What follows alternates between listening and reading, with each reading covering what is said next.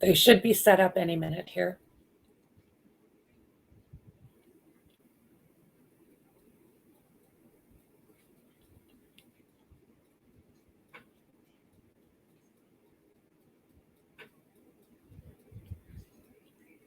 So much violence.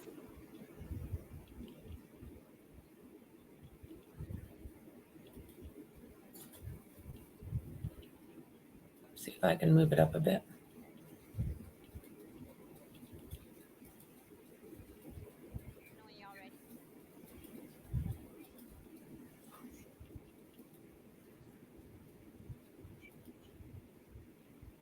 Okay, there we go. Let me know. Y'all ready? Can you hear me? Testing 1, 2. Good.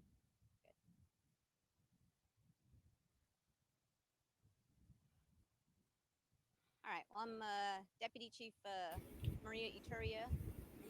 For those that need it, MARIA. Can't hear her very well. ITURRIA. Initially providing information on the situation that we have going on over here. This incident started about 8:55 this morning when the power company, an individual with the power company, came out to do some work at a house. The individual from that house came out, pointed a gun at the individual from the power company, telling her to step away, get off the property. She did, and she called 911. 2 deputies arrived on scene. When those 2 deputies arrived, that individual was outside, started screaming at the deputies, speaking profanities, telling them to get off the property. They attempted initially to make contact, and he was not responsive. He was just belligerently yelling at them. He went back inside.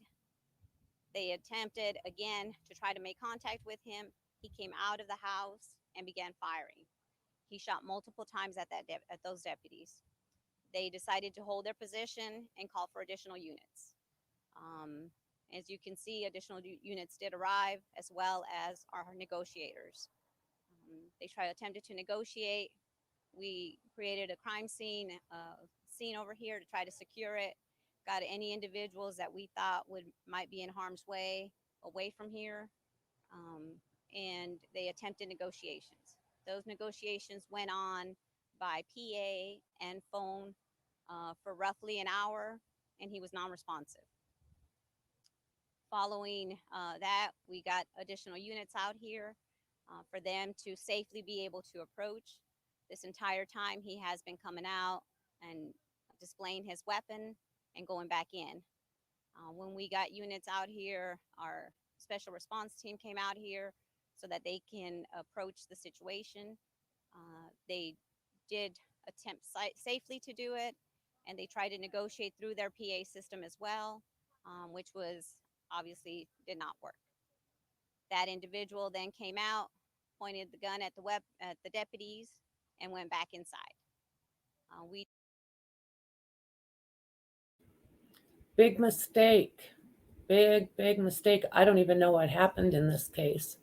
So I'm watching it with you guys for the first time. Did deploy less lethal. He went back in, came back out a second time, and started firing at the deputies, at which time they did return fire. The individual was struck. He was then transported to the hospital where he was pronounced dead. As you can see, the situation is still ongoing right now. It is still very early on in the investigation. I will tell you that at this point, we are investigating some suspicious packages in the house. Questions? Had any dealings with this individual before? Yes, he is very well known to us. So yes, we have had dealings with him in the past. Were they similar to this type of situation?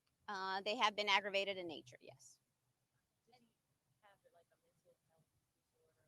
Not that we are aware of. Can you clarify how many were shot at and how many So the only one that is pronounced dead is the individual, the suspect. Deputies, we had multiple deputies shoot. I don't want to give you an incorrect number. It was 5 or 6.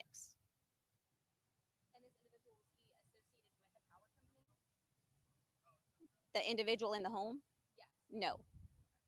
Now, was that individual alone in the home, or was anybody else in there with him? No. After the situation ended, we did go in to attempt to get the house, and there was nobody else in the residence. What type of weapon was he brandishing that made officers retreat initially? He initially didn't brandish a weapon. He came out shooting at our deputies. The 2 individual deputies that were the initial ones on scene, as soon as they arrived and exited their vehicle, he shot at them with a pistol. Can you tell about the different agencies that came out to assist you? So we had Columbia Fire on standby because we never know what's going to happen, and we also had Richland EMS to be on standby with us, and the rest are all Richland County deputies.